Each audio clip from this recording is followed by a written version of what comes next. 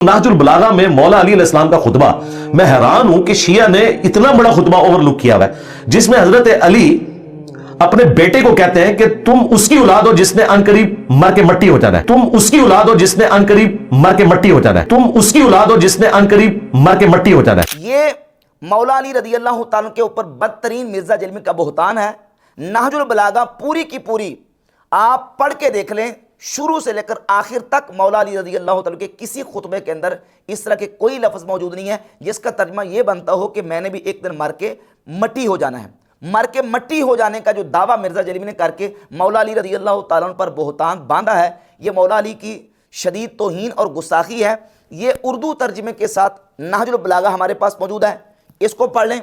और ये 8 जिल्दों में तमाम नाहजुल बलागा मुकम्मल खुतबात जो हैं, जो अहले तशय्यो के यहाँ मोतबर किताब समझी जाती है, जिसको 4वीं सदी में एक शिया आलिम शरीफ रदी ने जमा किया। शिया के यहाँ ये किताब मोतबर समझी जाती है।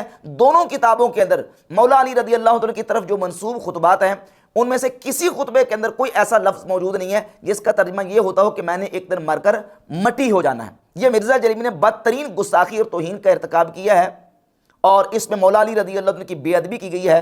जिस तरह के इस्माइल देलवी ने अपनी किताब, ये किताब तक़रीबुल ईमान, इसके सफ़ा नंबर 130 पर नबी पाक सल्लल्लाहु अलैहि वसल्लम की ज़ात अक़दस की तरफ झूठ मंसूब करते हुए इस्माइल देलवी ने यह कहा था कि हुजूर ने फरमाया, यानी मैं भी एक दिन मरकर मट्टी में मिलने वाला हूँ।